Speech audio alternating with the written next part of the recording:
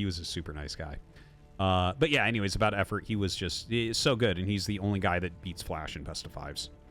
Okay, as far as stereotypes go, before we start talking about this game, stereotypes between teams. So you ask, like, Slayers, and then you ask about SK Telecom, just to mention these are two completely different times and levels. So, like, Slayers was, like, a team made in StarCraft 2 by Boxer, and it didn't really have a stereotype because it wasn't around that long.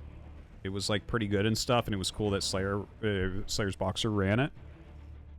But then you talk about SK Telecom. SK Telecom has historically been the richest, like the Yankees of esports in a lot of ways in StarCraft. You know, and then KT was, like, the runner-up to that.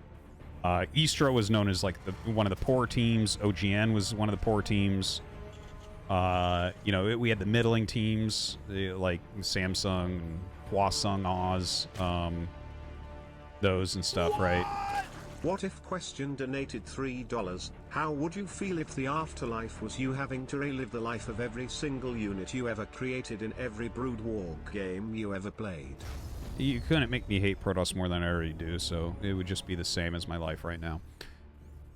But yeah, the teams, I mean, there certainly were some stereotypes, and there were some about, like, what races were played on what teams and stuff like that. Like, SKT1 was a Terran dynasty, and, you know, some of these teams were more defined by a single player or two players on their team, right? Yeah, like, we made Fox before that. What was it called? Pantech, Curatel, whatever. You know, not it was such a big deal. Yeah. I don't know. I'm not sure exactly what you want me to say about it, but, like, definitely there's different things that were thought about these teams. So, anyways, let's take a look at this game. We have Wayne against Gumiho. Wayne is in the top left. Gumiho's in the bottom right. Gumiho has gone for that 2 Barracks, 3 Reaper opener. Into the expansion. We'll see what he follows up with. We'll talk about that in a moment. Jumps right up into that main base and starts getting some damage done. Let's see how Wayne counters. Oh, he's going to lose a drone. That drone's gone. Oh, damn, son. Impressive. Now, Gumiho scouts the Roach Warren. I'm not a fan of the Roach Warren. I don't think the Roach Warren's good here. Like, it's expensive. You're using a drone for it. What are you going to do? Are you going to counterattack? This is just for defense? Like, look at this. He's lost a drone. He's lost 2 drones. The 3 Reaper attack, man, when they're killing this many drones and you're making roaches defend it, it has already done more than its job. Honestly. There's a possibility, though, that Wayne just has decided to go all in. No, he's making drones. Making drones bind. So he's going to have, like, 5 roaches playing defense on 2 bases. We have nothing going on for him, honestly. Look at Gumi make the bunker at the bottom of the ramp. He's not really sure why the hell there's a Roach Worm, but he's going to defend it. So I guess Wayne is going to make Ravagers and try to put damage on, but he's got like 5 roaches, so it's really not scary. Nice by Gumi. I like that. Get a little bit of extra damage on there. Nice bounce. Yeah, yep. Very good micro from Gumi. Starts a Ravager out of that one. 3rd base on the way. This just doesn't look like something that's going to do anything. I love that he made one Marauder. The extra damage, the extra range, it's so funny. And he's making another one, too. So Gumiho's just like... Gumiho is locking Wayne out of any way to get anything done. So Wayne's made all these units that can't do anything. Gumiho's in complete control. Gumiho is like... I don't even have a good way to express how much better Gumiho is playing here than Wayne. It's, like, insane. Because Wayne's good. Wayne's legitimately good. Like, he just beat Trigger 2-1. He's in these tournaments all the time. Everyone knows who he is in the pro scene. Like, you guys, some of you might not watch, like, a ton of, like, European... You know, if you just watch my StarCraft 2 stuff, then you've watched mostly Korean stuff, right? So you might not know as much about him, but I know who he is. I've known who he is for many years. He is a good player. But, like, Gumiho right here is, like, tap dancing on him. You know, like, it's kind of wild. Like, everything about Gumiho's build is much, much better. His execution and everything. Like, he's done a little bit of damage. He's literally in 0 danger at all at any point. Dude, he's 2 workers behind him right now. 2 workers behind. He's up an army supply against someone who's made roaches. truly, it's hard to even grasp how far ahead Gumiho is right now without any damage being dealt on either side.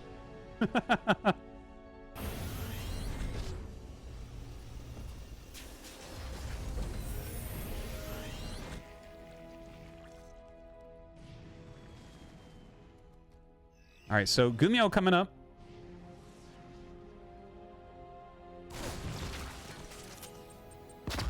Zones with a grenade, whatever. Brings his army over to this third base. He sees the size of the army. He's getting off creep. Very smart. Stims back in. Just target firing everything. Ooh, 1 bile hits. Decent bile. And Gumiho decides to turn around just enough units there that he doesn't want to engage. 2 medevacs just popped, and he's going to go ahead and bring everything up and regroup everything together. And with medevacs out now, this is going to get worse. You know, it's nothing but units being made right now. Look at this, 43 workers for Wayne. So he is like super duper duper duper duper all in. He is getting that carapace upgrade. It's not ready yet, which is a little bit sad because it looks like we're going to have the engagement right before it's ready. Yeah, that's not what you want, unfortunately. See? We're having this engagement. Look at this, 12 seconds, 10 seconds, 9, 8, 7, 6, 5, 4, 3, 2, 1. Hey, look, he's got 6 units left as +1 armor finishes. So, like, that's what we call an anti-timing. That was literally the worst moment to attack. It's like, no matter what, if he just holds off for 20 seconds and then attacks, he has such a better chance. It's not even, it's like insane. So, like, obviously, you know, it might be in Wayne's head that he's playing against such a god as Gumiho. Like, Gumiho is legit one of the best players in the world right now. You know, he's a GSL champion. He's gone super deep a lot. You know, he just got runner-up in a recent tournament in, you know, Yongping. You know, he's a killer. He's a killer. So, yeah, backing up. Like, this is it. We should be seeing a GG here, I think. Like, Gumiho's going to just waste things. You see, he knows. He's got his killer instinct. You know, yeah, Gumiho might pull back now. It looks like he just has enough there. But, like, again, there's no danger for Gumiho at any moment in this game. Literally none. Yeah, he's got that +1 carapace, but doesn't really matter. 1-1 is coming up for Gumiho. He's got some siege tanks sitting there. This is probably Wayne's final attack. It'd be surprising if he stays in the game beyond this. He would need to, like, deal a lot of damage. See, scanning there at the third base, that's an excellent scan. Look at this. Oh, man. Okay, so Gumiho scanned there to check if he was droning, just so you guys know. He's like, okay, are you actually making units or are you making drones? Right? And if you're making units, Gumiho just stays back defensively. Look at this double armor. He's going to switch into mech, lol. Maybe not. Maybe that was an accident. Either way, Wayne turned around because when he saw the scan, he's like, oh, shit, he's dropping me. But that's not what's going on here. So right now, Gumiho just sitting here and macroing wins the game because he outscales Wayne so much. They're on equal workers, which Zerg can't have. And then also, like, Wayne's stuff doesn't scale. He's not getting upgrades. He's not teching. Gumiho continues to make a better and better and better army.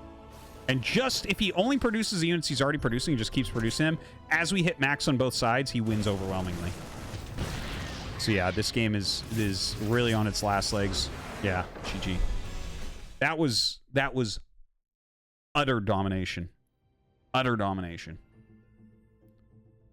Oof.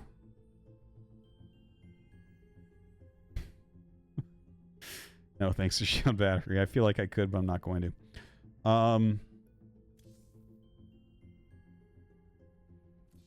Damn. Gumi just smashing. But you can really see these core tenets of really high-level pro play in what Gumiho's doing, but not in what Wayne is doing. There's just such a different level of understanding. It's not just mechanics. You know, it's not like Gumiho just... It's not even that he has just a better build order. It's that he's reading the entire game state better and adjusting everything on the fly so much better. It's wild. It's wild. It's just so impressive.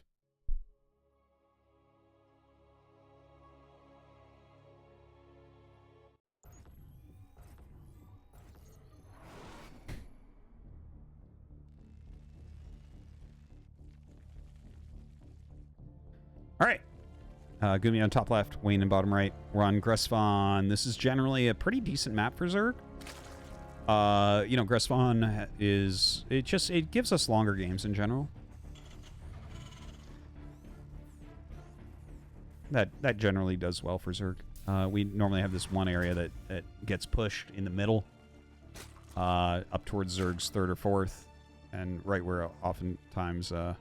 yeah, how would you say Gressvon? That's what it's called. But yeah, anyways, we'll see what they open up with. Yeah, thank you, Shield Batter. I'll keep that in mind.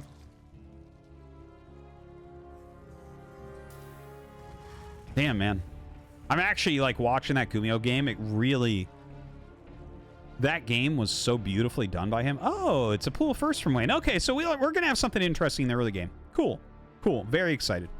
But I want to just mention again, just watching the way that Gumiho played that, the way he flowed through that.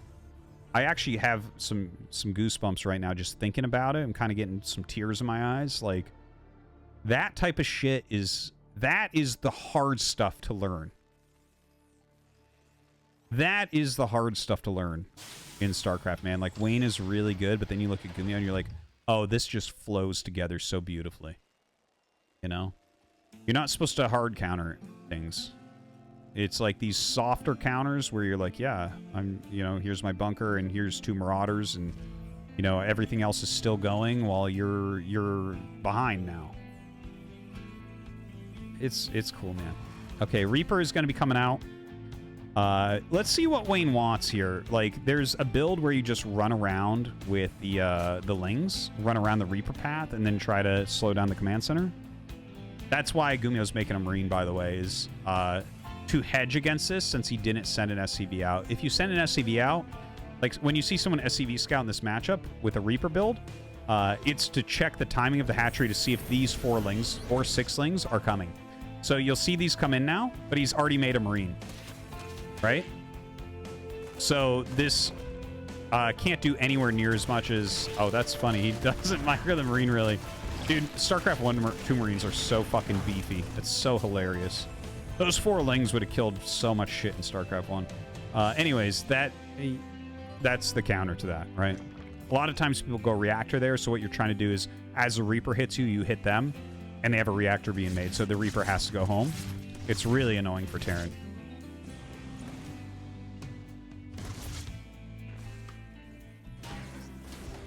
So yeah, reactor obviously is a bit late, as you can see. Like he's ready to make it, but he had to make those Marines, and we have that command center continuing. Wayne making a third. You know, I don't mind. I don't mind the idea that Wayne had here to open with. I think it's good to mix something like that in sometimes. Barracks going. I'm not sure where that barracks is going. I'm not sure what the idea is with this barracks floating down. Like maybe it's for part of a wall. But because it's floating, it makes me feel like he might go mech or something. Oh, is it just to hunt this? Really? Like, I'm fine with it, but that's a long time to have the barracks in the air not building add-ons. Like, the starport that just finished. Okay, it goes Tech Lab. Tech Labs build fast, so I can't really speak poorly about that, I guess. Like, he'll probably go Raven. There's a possibility he goes, like, Banshee. Banshee Hellion into third is like a very good build if you think you're a lot better than your opponent, just because nothing kills it. So he does have that third command center, and it is going to be Banshee Hellion. So Gumiho is just kind of making sure that there's no way for him to die. Not that there's 0% chance that he can die. Like, you know, sometimes you can pull off an attack, but just Hellion Banshee kind of covers your bases for the most part against Zerg. At least in the early game. Quite shy, thank you for the sub.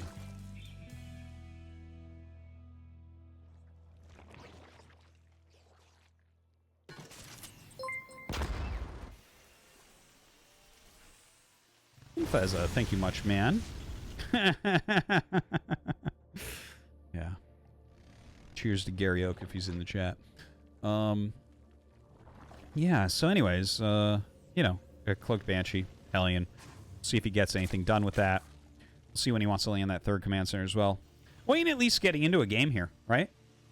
That last one was brutal. So at least he's got, you know, his lair almost done. His creep is getting spread. I think we'll see a 4th base really, really soon here. I don't know what he wants to go for. He hasn't really given us any big signs. Like, we don't see evolution chambers. There they are. So it might be a roach-based play. That's what it looks like. Doesn't have to be, I guess, but generally, if you're going to go for a Zergling-based play, you would have started the upgrades by now, I feel like. Okay, roach speed is on the way. Lots and lots and lots of drones, so that's good. He hasn't actually gotten that many drones as of yet. Okay, picking off a couple here is Gumiho. Gonna back up.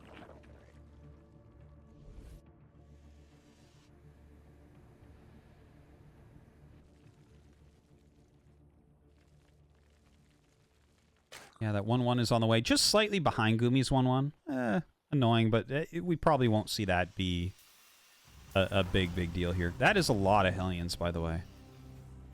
Very interesting how far back he's sitting with the Hellions. He really hasn't been, like, trying to force the issue with them, trying to get any harassment done. Wayne getting into Infestation Pit. And I wonder what he's going to do with this. I could see Infestors could be reasonable here. You know, Roach, Ravager, Infester is pretty solid. There's also builds where you go a little bit Ravager heavy. You get 1-1. And then you go into +1 melee, +2 carapace, and you go up to Ultras. That's an older build. But we've seen it a couple times semi-recently. I want to say Dark did it a couple times in these cups.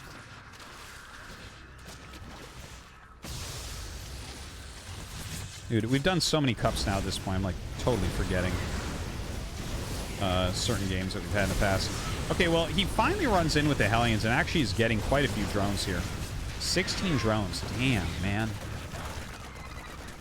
7 SCVs countered with just a small group of links, so that's actually not too bad as far as the counterattack goes. But yeah, 16 drones is pretty rough. You should be able to refill that reasonably quickly. Yeah, I got the double inject there, it looks like, as his queen was dying. Made its last contributing moves. Gumiho coming up with another push.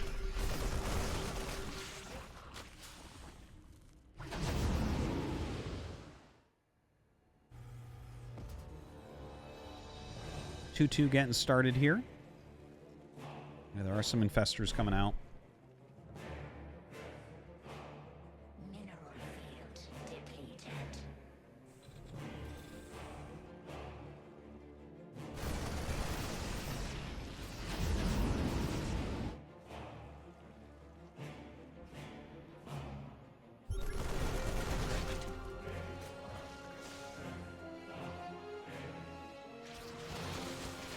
Well, Lurker Den is coming as well as the Vipers. So, you know, Wayne is actually getting into a composition that may actually allow him to play out a game even if he's economically not where maybe he would want to be.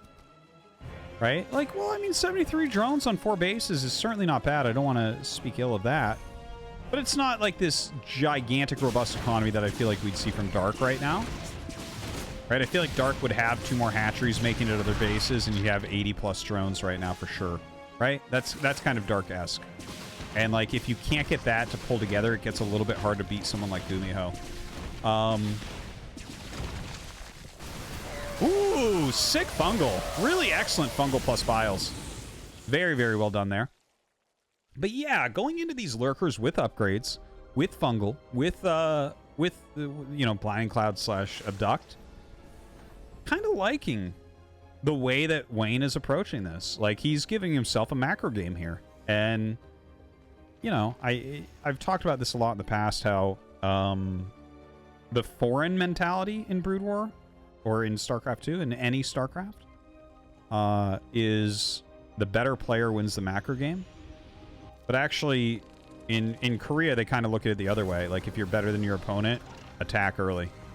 You know, and they'll fall apart from it. So it's kind of like a different idea, right? So, like, my gut instinct says, well, you're going into a macro game against someone that we know is better than you. Isn't that the wrong choice? But I've tried to change that over the years. Try to change the thought process behind that a little bit. And so I wonder if maybe this does give him a reasonable situation. Like, look, that's a good blinding cloud. There was a good abduct there. Hey, that fungal. There you go. That's the type of move you want. That's a lot of bio, man. Holy crap. Woo! Oh, he misses the fungal. That would have been such a money fungal as well. Now, here's a very funny thing about lurkers against Gumiho. Notice how just now he's starting Marauders and how his whole army is Marines. He's like the only guy that actually plays like this out of all the strong Korean Terrans. He is super Marine heavy. Whenever he goes bio, he wants just Marines. Marines actually have much higher DPS than Marauders. And he, like, you look at like someone like Yun or Maru, they very heavily favor Marauders. Like, they'll make a lot of Marauders, man. Whereas Gumiho is just like, no, dude, let's just go Marines for days. So when those lurkers come out, it's like he has literally zero chance to engage them. With Marauders, you might be able to. With Marines, absolutely not. Like, two lurker spikes are going to destroy you after your stim. No, you dumb bitch in the chat. Hey. Renato Pepin. I have seen 1,000 times more Beyond games than you. You are a dummy. You're a fucking poop head. Get out of here, dummy. I know more Artosis. He doesn't know what he's talking about. Okay, listen. I'll get you the right email for a Freaka TV, and you go get hired as a commentator, you dumb bitch. Get out of here, clown. So let's see if these lurkers are going to be able to make a difference up here. Losing a few of them, gets the burrow, but Gumiho microing back really quickly.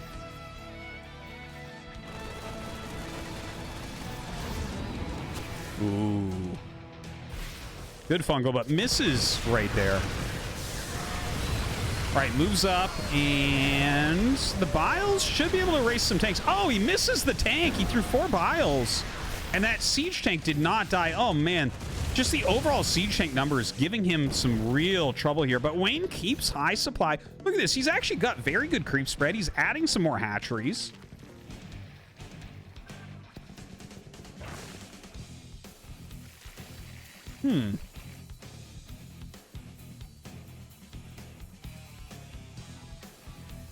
This is actually turning into a really cool, interesting game.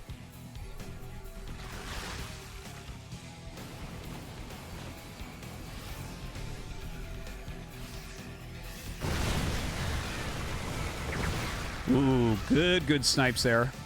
Now, here's what I'm really fearing from Wayne. I'm fearing he might turn into Armani. Okay, so like, if you guys remember Armani, he's not really active anymore. I'm not sure what happened, if he went to the military or just quit or something. Honestly, I actually feel kind of bad that I'm not sure because I haven't seen him in a while. But Armani got actually to a pretty high level. He ended up, what was it, around a 4 GSL, if I'm remembering correctly. But he was too aggressive with his lurkers, right? Like, he'll get ahead and then, like, lose 50 lurkers in a game and lose the game. I don't want to see that here. What's up, Stanky? How's it going? I've been reading 1998's StarCraft, Prima's official strategy guide, and one thing I'm not seeing in this game is some playful mind games like asking your opponent if their flank is protected. Do you think this is a meta strat for these high-impact, high-importance ladder games? Dude, that was so funny. I'm glad that you enjoyed. For those of you wondering what's going on here, we looked at the very old Prima guide. You can see the YouTube video on my YouTube. But it was great. It was some good fun. Now, coming in, this is generally the area that we see Terrans push through against Zerg, and you can see Wayne is trying to push through there against Gumiho. Now, Wayne going double Spire, of course, you want to see the double Spire. You should be going double Spire anytime you think the game isn't about to end when you have this much. But this is like, I feel like Wayne is about to pull an Armani and just start throwing away huge amounts of units without getting real damage. A couple fungals going to come up. Those are very good fungals. And get some lurkers down, too. Should be able to save that hatchery. Yeah, it feels like Wayne is playing a little bit too far forward and doesn't have real potential for damage with a lot of these moves that he's making. Gumiho, by the way, adding on 3 factories and going ghost. So we might actually have like some sort of ghost mech, spooky mech going on. Like a transition into that, right? Blue Flame on the way, +3 vehicle weapons. We have a couple Liberators coming up. The transformation. What is it? Servos? Something fucking servos on the way. Couple Thors. Why are we making Thors? Huh. Not entirely sure, honestly, why we're making Thors. Maybe he wants a couple in case there's a Mutaswitch, but I can't imagine a Mutaswitch in a game like this. Like, playing against 3/3 Marines, even, like, 0/0 Mutas literally wouldn't do anything. Nothing at all. So, yeah, I'm going to take that one back. I don't know what those Thors are for.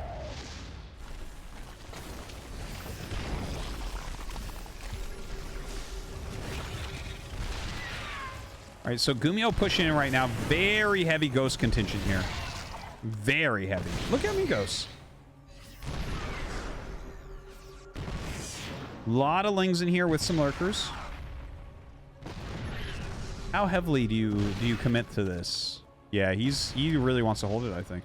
Oh, interesting. So if you're going to play it like this, I don't mind giving up a base like that. You can give up a base like that. But where are you going with this army? Whoa. This is insane. So he surrounds everything with Lings, rolls in with Banes, and burrows with Lurkers. Dude, that's pretty wild. He blows that up, like, kind of reasonably well. By the way, I think I see Gumiho as, like, 1 million missile turrets in his main. There is a Nidus out, but we haven't really seen Nidus utilized yet. Gumiho, 50% more efficient right now than Wayne.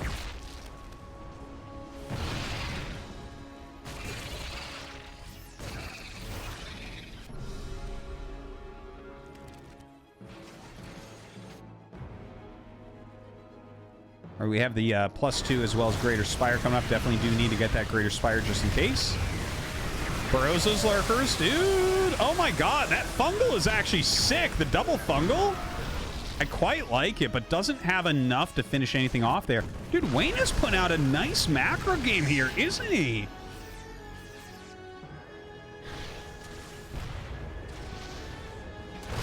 Wayne is putting out a really nice game. I'm liking it.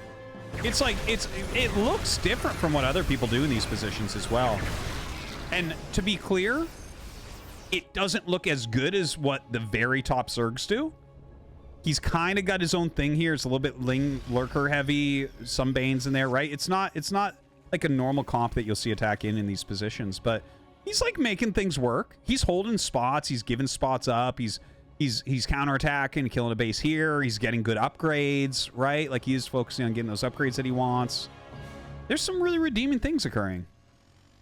By the way, we do have +3 vehicle attacks and Blue Flame, so that Hellbats will one-shot any Lings that come up to them. That's something that the newer patch that's probably going to be coming out is going to fix, and really should. That's, like, silly. You should not in late game completely one-shot your opponent's units. It's so silly. But yeah, he does have that out right now, so that makes a big difference to have all these Hellbats mixed in. This is a very new thing to see, by the way. He's sniping drones, guys. Oh my god, give me. But anyways, that's like the +3 Hellbats being mixed into late game Terran armies. That's completely new. We did not have that as a thing that you would do after a bio open or late game. Like, it just was not. So, kind of cool to see these types of changes still occurring in the game. Now, that is quite the ring of missile turrets we saw there, so very well defended. Even has a sensor tower there. Dude, you can tell Gumiho would be a great BGH player, for sure. For sure. Okay, so Gumi needs to take another base relatively soon. He's still maxed. Neither side has great bank except for the gas on Wayne. Both very healthy as far as workers go. Dude, the cost efficiency of these ghosts. This is some rough stuff.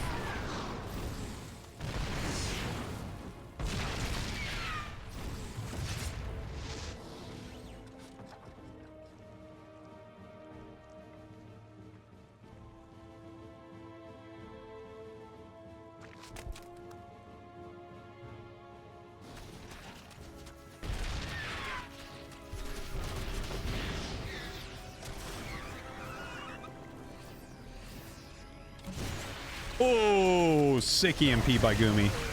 Dude, Gumi right now with this many ghosts, it's like really scary. He's actually, I like this, how he has the double Overseer so that he can actually still connect with the ghosts, and Gumi has to pick up and back up. Imagine if he had a fungal there. Woo! But that's what that EMP was all about, right? And look at this. He's going to roll in, kill the command center. What does it mean if Wayne beats Gumi in a macro game? The based Gumi god falling to the European Zerg. And normally if I say that, you'd be like, oh, was it Rainer? I'm like, no. You're like, oh, so it was Cyril. No. It's like, Lambo? No, not that either. A laser? No. Wayne!